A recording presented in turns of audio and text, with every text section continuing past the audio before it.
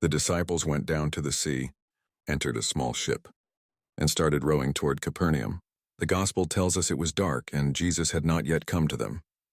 They were alone, doing what they knew best, rowing across familiar waters. But even the familiar can become fearful when the winds turn against us. A great storm rose over the Sea of Galilee. The waves beat against the boat, and their strength began to fail. They had rowed 25 or 30 furlongs, about 3 or 4 miles, and were still far from shore. Then in the middle of the storm they saw a figure walking on the water. Fear gripped them. These were seasoned fishermen, yet what they saw defied everything they understood about the natural world. But then came the voice that still calms every storm. "It is I. Be not afraid."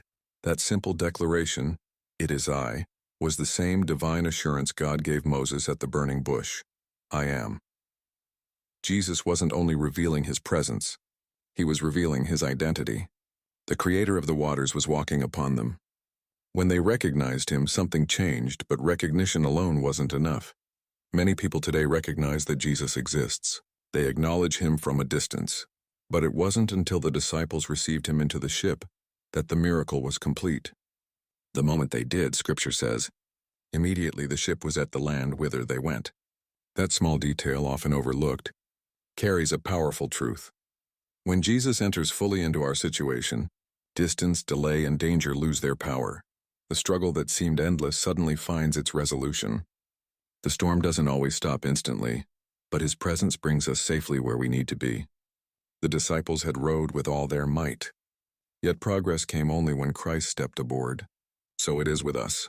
We can labor and strain in our own strength, fighting against life's winds, but peace and arrival come only when we willingly receive him, not just into our boat, but into our hearts.